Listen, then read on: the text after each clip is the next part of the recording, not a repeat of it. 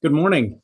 It's our pleasure to have you join us for Ethics Awareness Week. My name is Brian Birch, and on behalf of the Center for the Study of Ethics, I would like to welcome all of you to the first of our two keynote addresses here today.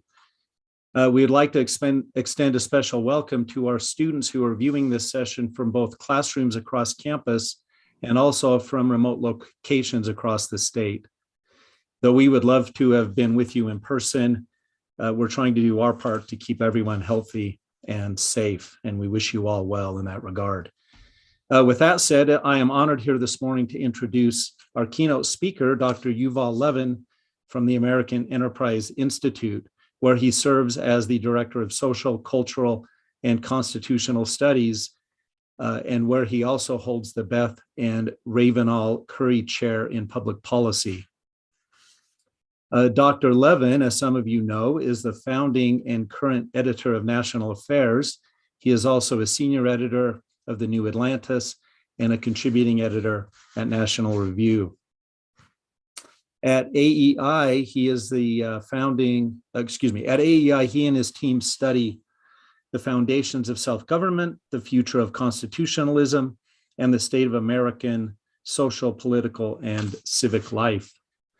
Dr. Levin also served as a member of the White House domestic policy staff under President George W. Bush. In addition to being interviewed frequently on radio and television, which I know many of you have seen, Dr. Levin has also published essays and books on issues that directly relate to our theme here today. He is the author of A Time to Build, his most recent publication, I believe, The Fractured Republic, another very intriguing and provocative book. And a third book is Religion and the American Future. So I would encourage you to go to your favorite bookseller outlet and check out these and other publications from Dr. Levin. It's truly an honor to have you here today, Yuval, and we look forward to your presentation. Just a note to our viewers, so you should see a question box on the right-hand side of this video screen. We would encourage you to type questions in as Dr. Levin is presenting. These will come into me, and I will be watching them as we go. And so when he ends his address, hopefully we'll have some good questions for him for the remainder of our time. So without further ado, I will turn it over to Dr. Yuval Levin. Welcome. Thank you very much. Applause from all of us. Remote applause. I wish I could be with you in person, and we all make these sacrifices now to keep one another healthy, and I'm grateful to you for the invitation. It's especially nice to be part of these discussions you're having in the course of your Ethics Week, which seems just fascinating. And our question for this morning, the way to feed into those conversations, is really the question of what we've called social peace in a divided society. So I want to say a little bit about some of the roots of our divisions and then about how we might think about overcoming them before turning to questions or more of a conversation. But I'm going to take up that question by what might seem like a peculiar route. I'm not first and foremost going to talk about left and right or the most divisive sorts of issues in our politics. Those matter a lot and they're serious, and I'm happy to discuss them. But I think the sources of our divisions in some ways now run deeper than that and require us to think about some more fundamental issues than the kind of surface debates of our politics. In a sense, we Americans are living through a social crisis. We can see that in everything from vicious partisan polarization to culture war resentments in every part of American life to an upsurge of alienation and isolation and despair that has sent suicide rates climbing in the last few years, that's driven an epidemic of opioid abuse in parts of the country. These kinds of deep dysfunctions in seemingly different parts of our society's life seem to have some common roots. But just what are those roots and what's gone wrong here? I think it's essential to try to find them if we're going to think about how to live more peacefully in a divided time. In a sense, part of the crisis, one of its symptoms, is that we can't quite seem to get a handle on what ties these problems together. Traditional sorts of economic concerns don't really add up as explanations. Obviously, the pandemic is leaving us with some significant economic challenges, but the problems that I'm talking about here didn't start with the pandemic, and they didn't really ease during the long period of growth that we experienced over the last decade. The challenges that many Americans face economically are quite serious, and yet they don't really quite explain the deeper cultural problem that ultimately underlies our divisions. Other kinds of familiar measures of well-being around health or safety, crime, opportunity, don't really offer obvious explanations either. So what exactly have we been worried about, complaining about, divided over? There are certainly people who argue that there isn't much to complain about, or that the frustration and anxiety that seem to overwhelm us now are rooted in almost imaginary grievances, and so they themselves are the problems. Steven Pinker at Harvard, for example, takes these kinds of complaints to be just irritable gestures of self-indulgence or ingratitude. In a recent book of his, he goes over mountains of data on wealth and health and safety and choice, and concludes from it that populist complaints on both the left and the right are detached from reality. And more than that, he says they're dangerous. Quote, indiscriminate pessimism can lead to fatalism, to wondering why we should throw time and money at a hopeless cause, and it can lead to radicalism, to calls to smash the machine or drain the swamp or empower a charismatic tyrant, end quote. But surely public frustration is not just some kind of self-delusion, especially frustration that runs this deep, that's revealed itself in such a broad range of symptoms. Now, the kind of happy data that Pinker points to are not wrong, and neither are the encouraging economic indicators that we've seen for years now in America.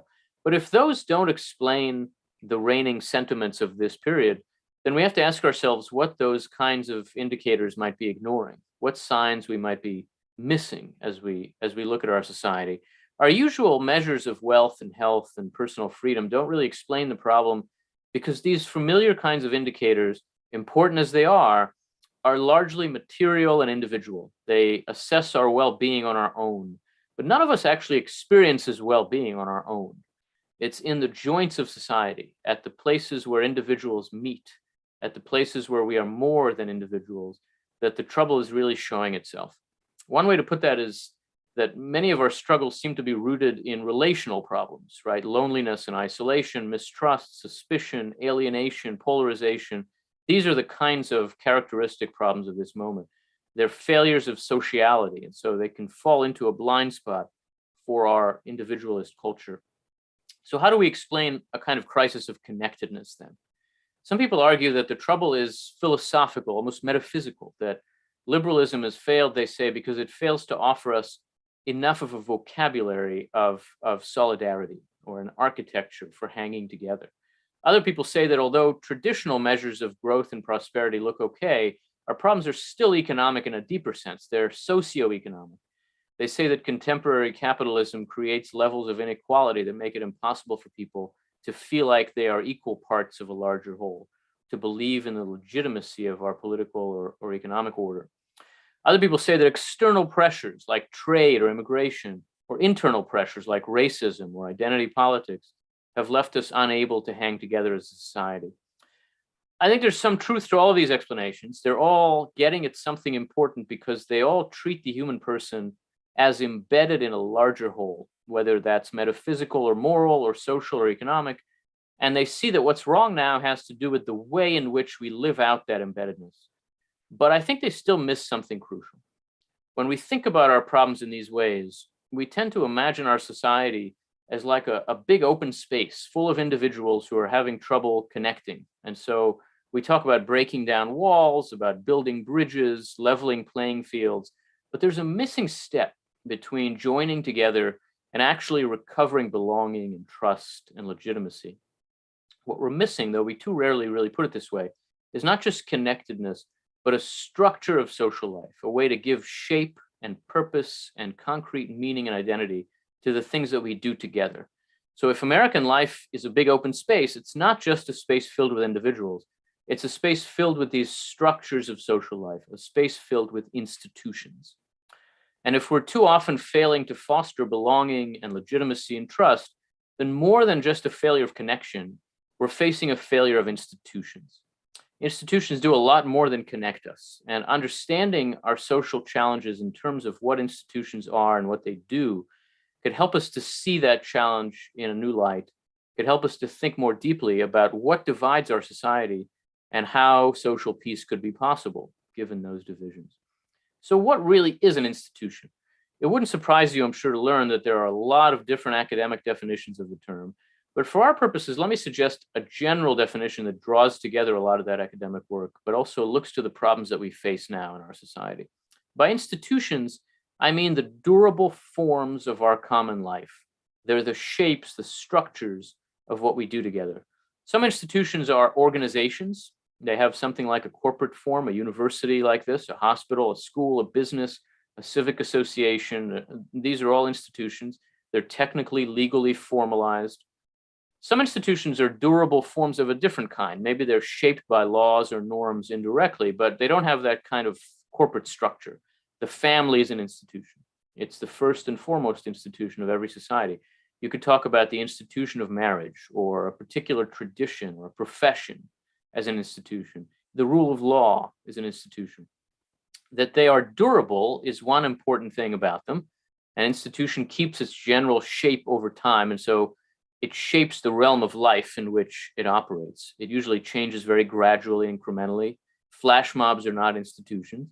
But most important, what's distinct about an institution is that it is a form in the deepest sense. A form is a structure, a contour. It's the shape of the whole, the organization that speaks of its purpose, its logic, its function, its meaning.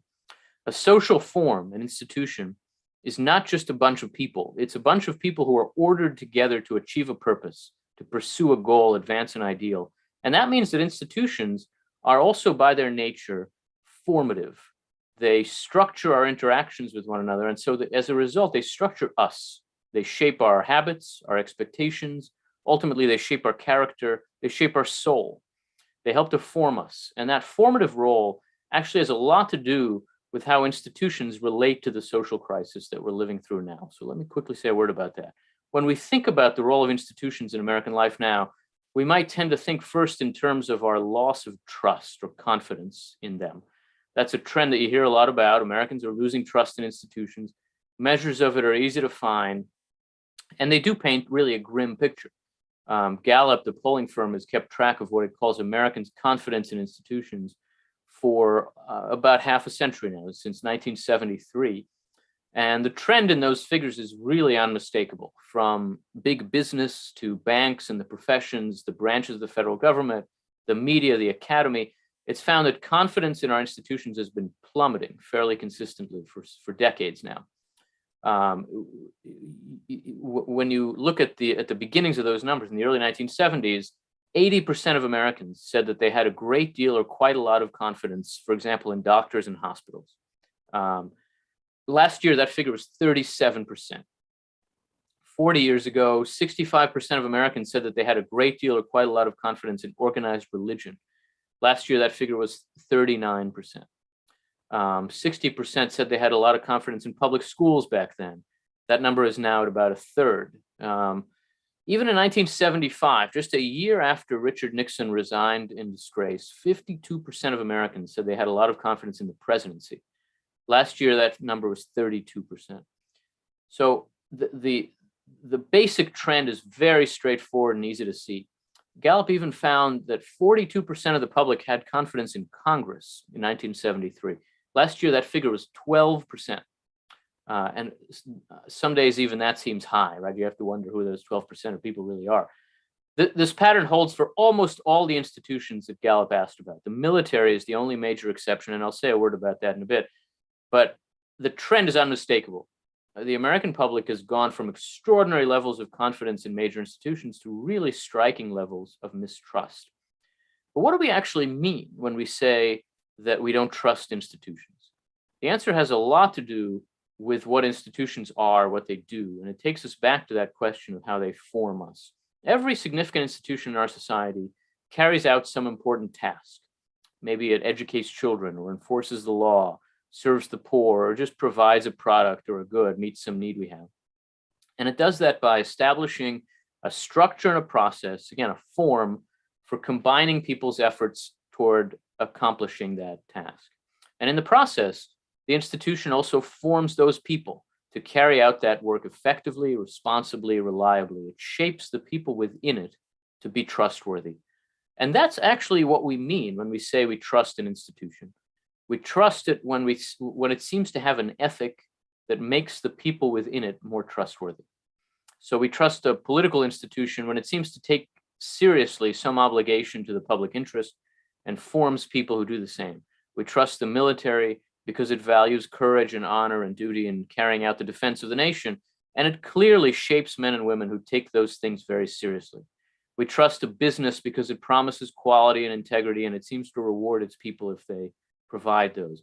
We trust a journalistic institution because it has some kind of standards of honesty and accuracy that it seems to hold its people to, and so thereby makes them reliable and trustworthy.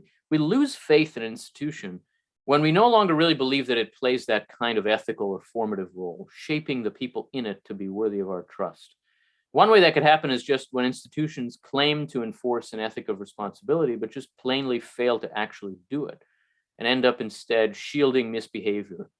When a bank cheats its customers, when a member of the clergy abuses a child, that kind of abuse of power obviously undermines public trust in institutions. It's a familiar form of corruption. It's very easy to find in our time, but it's very easy to find in every time. It isn't new. And in that sense, it doesn't quite explain the distinctive loss of confidence in institutions in our time, or at least doesn't fully explain it. But another related but different way in which an institution could lose our trust is when it simply fails to impose an ethic on the people within it altogether, and doesn't even seem to see that kind of formation as its purpose. When the people in that institution no longer see it as a mold of their character and behavior, but see it instead as a platform for themselves to perform on, to raise their profiles, to be seen. An institution like that seems not to be worthy of our trust, not just because it's failed to earn it, but because it doesn't even seem to desire our trust.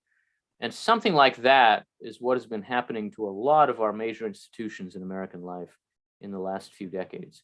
When we don't think of our institutions as formative, but as performative, when the presidency and Congress are just stages for performative outrage, when a university becomes just a venue for virtue signaling, when journalism is hard to tell apart from activism, when the church becomes just a political stage, they become harder to trust. They aren't really asking for our trust. They're just asking for our attention at that point. And in our day, a lot of the major institutions of American life, social and political and cultural and intellectual, are in the process of going through this kind of transformation from mold to platform. The few exceptions, again, most notably the military, which is the most unabashedly formative of our national institutions, tend to prove that rule because they also tend to be the few institutions that we aren't losing trust in. And a lot of the truly novel institutions of the 21st century, especially the virtual institutions of social media, are inherently shaped as platforms to begin with.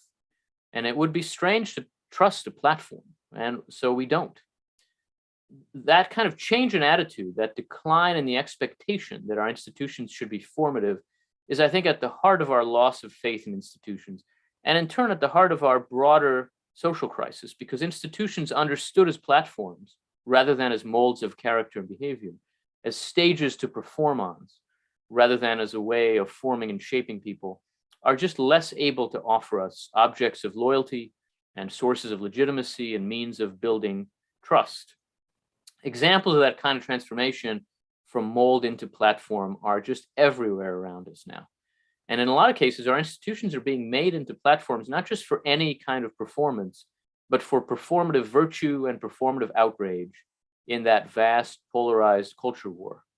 In one institution after another, you find people who ought to think of themselves as insiders, shaped by the distinct purpose and integrity of that institution, instead functioning as outsiders, displaying themselves, building their own personal brand on the institution more than in it. That's obvious in politics, I think. Is there really any question now that a lot of members of Congress run for office less to be involved in legislative work and more to have a prominent platform in the culture war, to become more visible on cable news or talk radio, to build a social media following, to use their elected office mostly as a platform, and often to complain about the very institution that they worked so hard to get into. They see that as what their voters want, and they're always performing for a core partisan audience. But we can look beyond politics too. Look around politics, the profession of journalism, for example.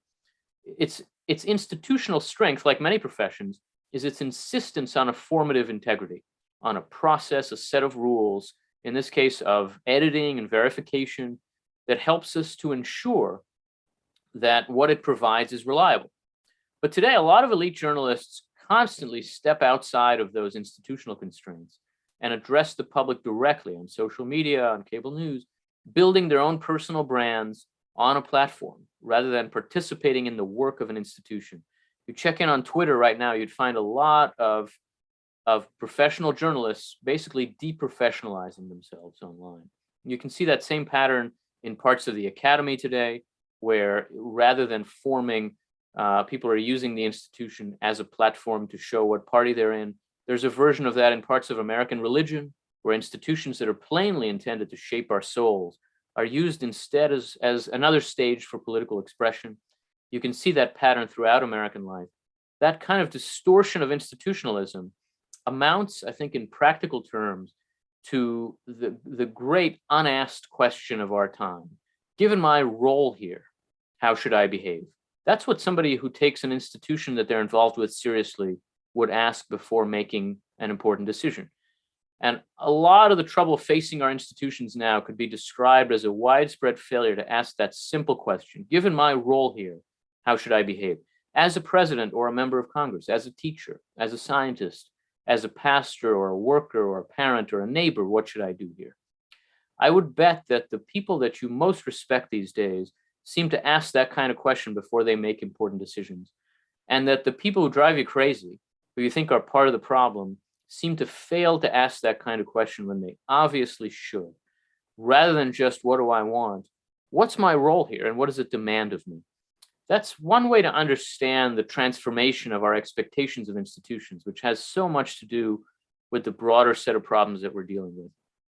That transformation has left a lot of Americans with a sense that our institutions can't be trusted and that they aren't really in the business of earning trust.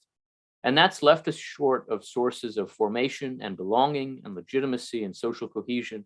It has everything to do with the polarization of our society and the breakdown of social peace at times too. That problem doesn't simply explain the social crisis that we're living through, obviously, but it's one important factor behind that crisis that we tend to miss and to ignore because we aren't very good at seeing institutions and at grasping what they're really for, what they're all about. So what can we do about this? If this is a big part of the problem to be addressed when we think about how to advance social peace amid division, what can we really do?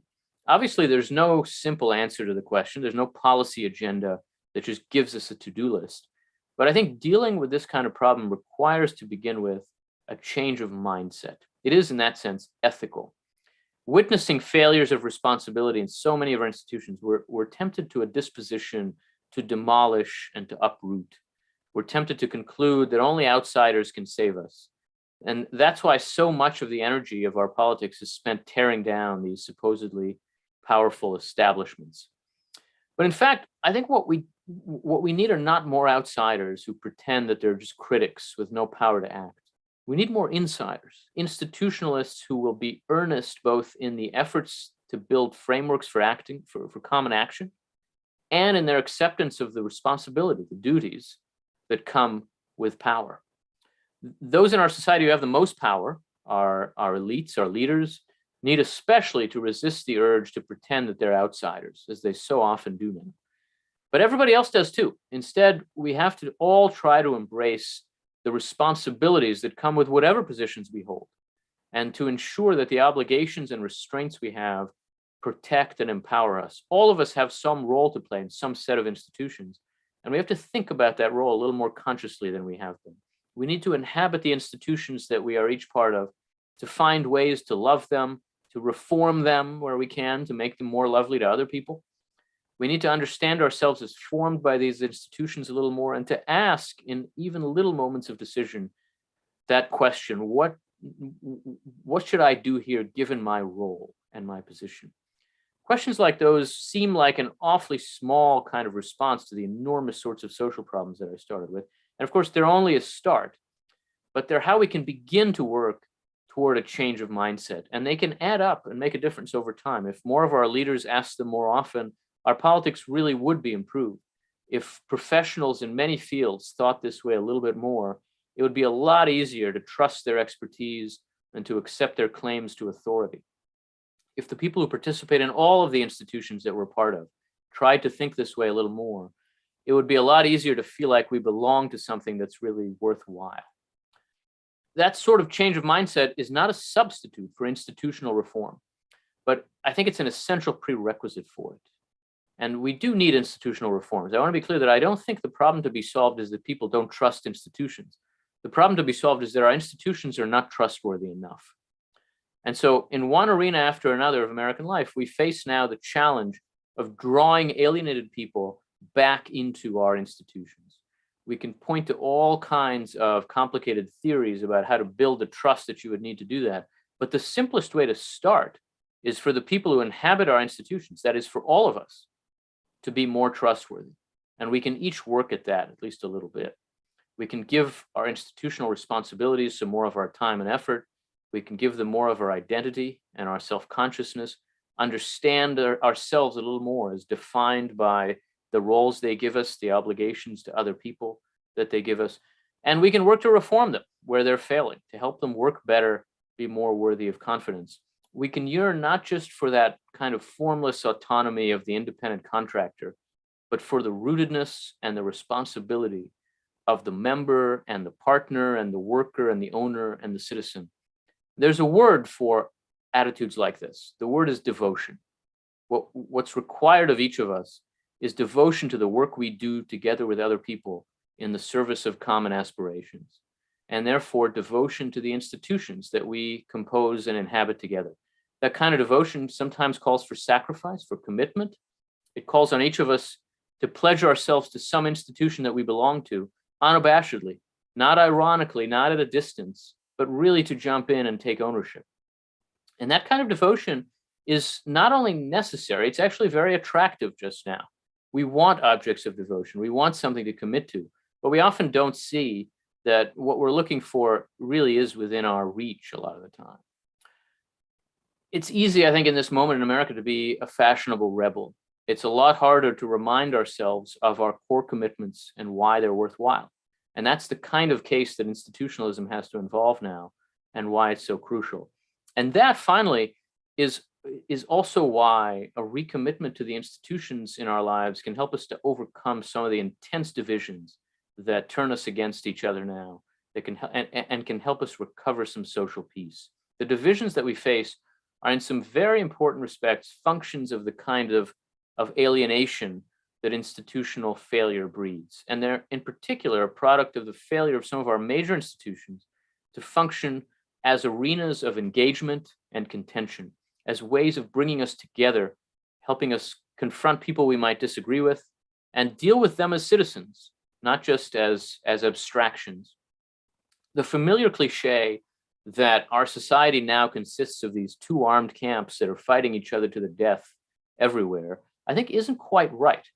What we often encounter in our political culture is not exactly two parties fighting each other about everything, but two parties that have each withdrawn into itself to talk about the other. They're not engaged with each other.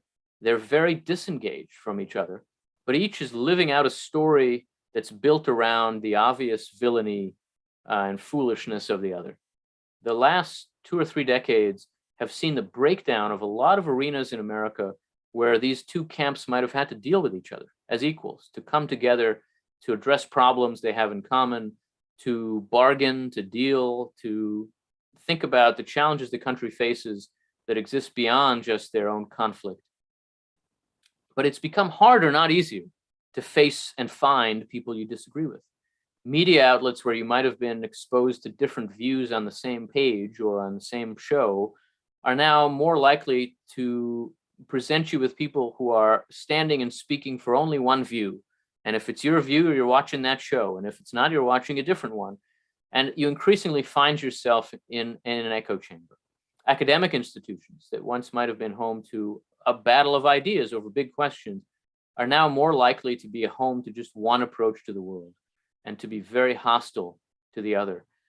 Think about our politics too. The Congress, the core central institution of our politics, which is the institution that really exists to compel accommodation and engagement between differing factions in our society, has been systematically failing to perform that role, and instead has become, as I've said, and for the reasons that I've just talked about, another platform for communicating with partisan audiences. Members don't talk to each other as much as they ought to. They use Congress as a stage, as a way to build a bigger following on their own side. And of course, that's part of that broader transformation of institutional culture over the past generation in our society that's made a lot of institutions like these platforms for performance. And it means that what should be arenas of engagement and contention are instead functioning as arenas of affirmation, where you just hear your own views repeated back to you over and over. It means that our political tribes have been able to retreat into echo chambers where they only hear themselves. And obviously that contributes to conspiracies and fantasies, to living in your own world, and rarely having to confront an outside reality that makes demands on you. That means that a recovery of institutional responsibilities and commitments can also be a recovery of spaces for engagement and of greater open-mindedness. It can help to build people's confidence in some essential institutions and the people who run them. And it can help break down those echo chambers that have taken the place of some arenas of engagement in American life, where we might have dealt with each other and worked with each other. To get there, we have to remind ourselves, I think, that our obligations are not just to party, not just to politics, but to a variety of institutional commitments that serve a variety of ends that we have in common with a variety of Americans, and that require us each to play our proper part within them, as parents and neighbors, as teachers and students, as professionals or amateurs, and ultimately as mature adults in a complicated free society. Solutions would have to start with a rediscovery of the nature of our responsibilities, and so with a greater demand in turn for responsibility from others, from people with power. That, again, requires us to rediscover what institutions are and what they do, because our responsibilities and roles are ultimately channeled through them. I think that is something like the character of the transformation that we need. And it's an approach that can give each of us at least some role to play in our own lives, in our own communities, in our own states, ultimately throughout our country, in helping to rebuild the infrastructure for that kind of responsibility. The demolition crews have been allowed for too long to define the spirit of this moment in America. But where we're headed is ultimately going to be up to the builders and the rebuilders. And that's what each of us should try to be in whatever way we're able. I'll end there.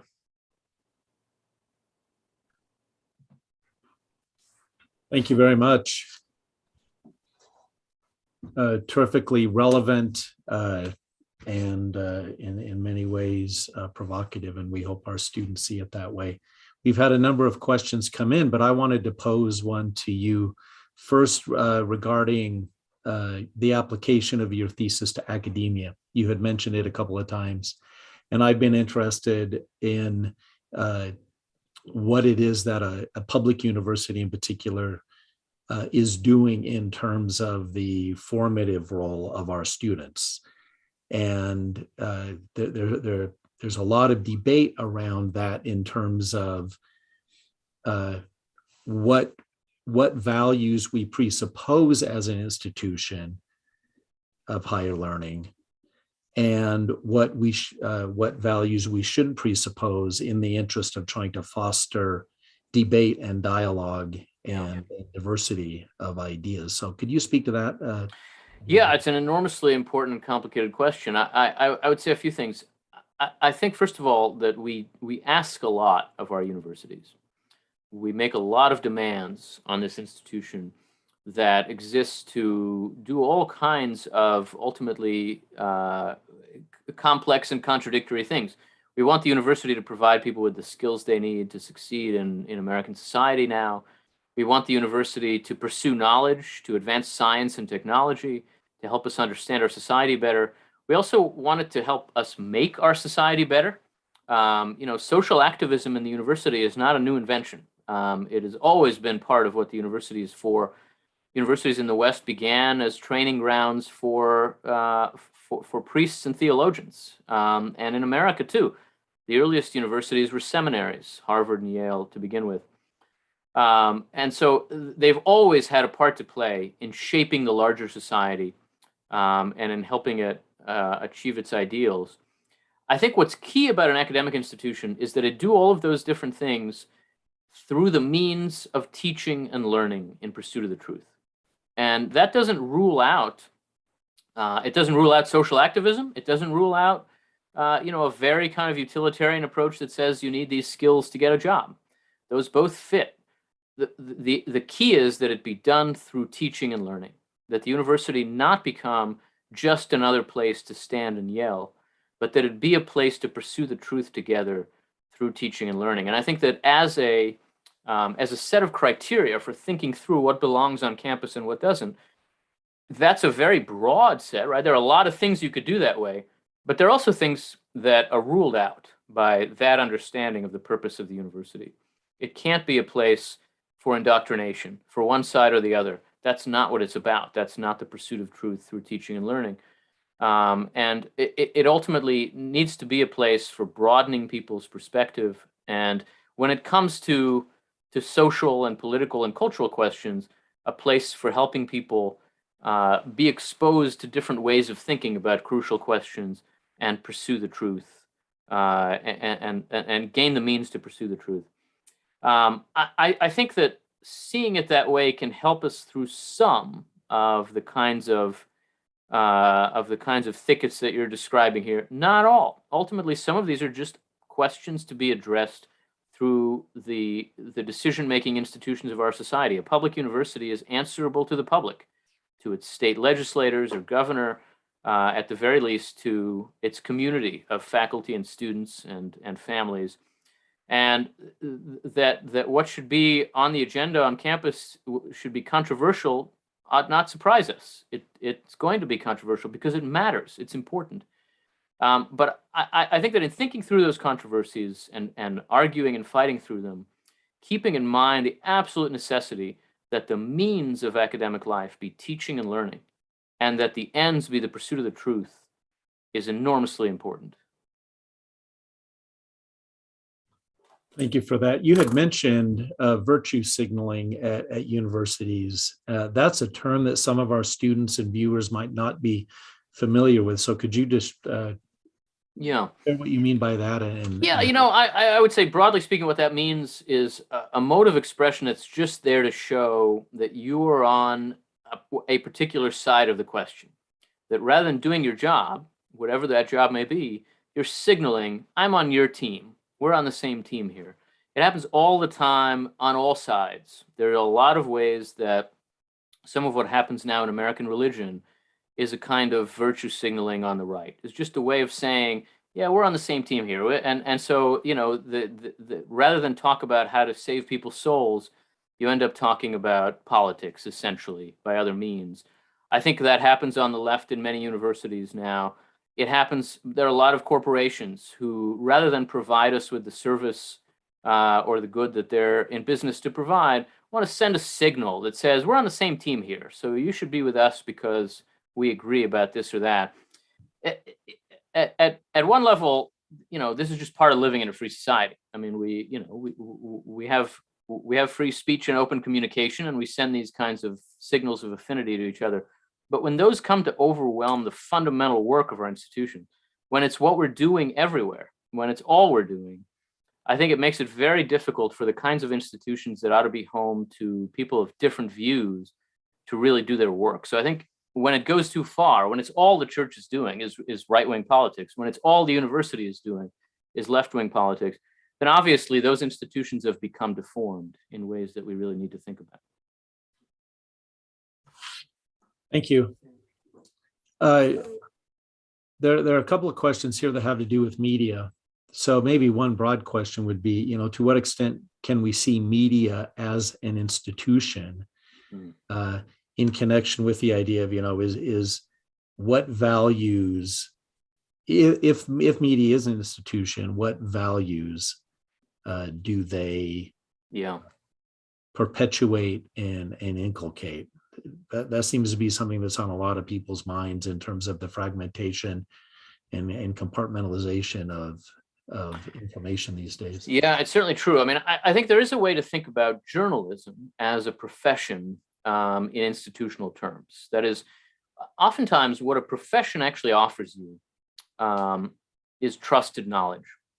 And the reason we trust a professional has to do with certain kinds of self-imposed constraints. Right? Why do I trust my accountant? It's not just because she understands the carried interest rule, right? That's important, and I'm glad, because I don't understand the carried interest rule. But I trust my accountant because there are things she would never do. She would not put her name to a lie. She would not make up figures on my tax return. And that's because she's a professional, right? There are things that a doctor wouldn't do. There are things that a lawyer wouldn't do. And because we know that, we trust them to do what they ought to do. The same is true of journalism and of science. And in those two cases, which are related in some ways, it has to do with knowledge. There's a process for verifying and working through certain kinds of knowledge claims. And these professions exist to help us be a little more confident that what we're hearing, what we're getting is trustworthy, that it's been through that process. So when a journalist reports something, we don't know for a fact if it's true or false, but we hope we know that it's been verified. There's two sources that, if it's a quote, it's a real quote. If it's a claim, it's a checked claim. When we lose the ability to have that confidence, when we have a sense that what we're hearing here is an advocate, is someone who just wants to persuade us of something rather than providing us with facts, then it becomes much harder to trust that individual as a professional, as a journalist. Now, there's room for advocacy, and there's room for advocacy in media too, right? There's an opinion page at the end of the newspaper. There are plainly opinion shows on television, though frankly, it's often very hard to tell the difference between those and news. But the blurring of that line is a huge problem. And I would say that American journalism has become more fragmented into these kinds of political groups in the last 20, 25 years for reasons that have a lot to do with the economics of journalism. Broadly speaking, journalism in the middle of the 20th century in America answered to an economics of advertising and of broad-based advertising. Newspapers made their living off of ads that were aimed at the broadest possible audience. Same was true of the larger broadcast news networks. And that means that they wanted the broadest possible audience. That's what they were selling their advertisers. And that means that their offerings couldn't be too political. They couldn't just be a show for Republicans. It would be hard to sell that to the company that you want advertising on your network. The fragmentation of media, thanks especially to the internet over the last 30 years or so, has meant that more and more you find advertising directed to specialized audiences. Advertisers don't just want to spend a huge amount of money to reach everybody. They want to spend less money to reach exactly the people who might buy their product. And that means that everything becomes specialized, and there's much less of an economic incentive to offer news that everybody would value. Instead, you want to offer news that these people would value. And oftentimes that takes the form of politically tailored news, so that even the larger national newspapers, which I think do try to offer a range of views in their opinion pages, have gradually become more specialized and politicized. The New York Times and the Washington Post are very much more left-leaning than they used to be. And in some ways, the Wall Street Journal now in its opinion pages is more right-leaning than it used to be. And what they're selling advertisers is a predictable consumer market. They are selling a narrow sliver of the market, not a broad-based one. Those economics have interacted with the kinds of social forces that I've been talking about in ways that have made journalism much more politicized, much more partisan, and much more fragmented. And that's contributed without question to the sort of echo chambers and polarization that I think are also in part attributable to these other social changes. In a lot of ways, the same thing has been happening in different arenas of American life for a variety of reasons. The earlier book of mine that you mentioned, The Fractured Republic, tells this story, or tries to, where an America of a broad mainstream has been fragmented over the last 2 or 3 generations into an America of individualized, narrower streams. And that fragmentation has a lot to do with the polarization of our society. Thank you. There are a couple of related questions, so I will read 2 and then just let you respond to both. Do you think it is also fair to say that another reason for lack of trust in institutions stems from the fact that they have failed to confront systemic issues like racism? That's the first question. Second one is, can your account incorporate the fact that some people are fundamentally marginalized from institutions? Yeah, these are related questions and very, very important ones. And absolutely, I would say more than that. I think it's important to see the case that I make here as arguing against our inclination to undervalue institutions. But we should also recognize that there is a danger in overvaluing institutions. And there are times when American society has done that, when institutions, major institutions in American life, have been too powerful, too oppressive, too conformist. America in the wake of the Second World War looked a little bit like that in some ways. And you could see a culture that was just screaming for liberation from conformity, not just on the left, not just on the right, but in different ways. I think we're living in a moment now where we are more like an America that is screaming for solidarity. And that requires us to see the value of institutions, but it should not make us blind to the danger of institutions. And the danger of institutions is that they become ways of channeling power, and so of disempowering outsiders. And the term institutionalized racism is not a metaphor in American life. It's a reality. It has been and is a reality. And it is enormously important to see that forces that are fundamentally oppressive, like racism, can be channeled through institutional power. And that's a reason to have some skepticism about institutional power. The trouble is that we also do need institutions. So the fact that they can be oppressive can't be an argument for burning them down. It has to be an argument for holding them to account, for improving them, reforming them, changing them. But ultimately, it's often the people who are most lacking in power and privilege in our society who most need functional institutions.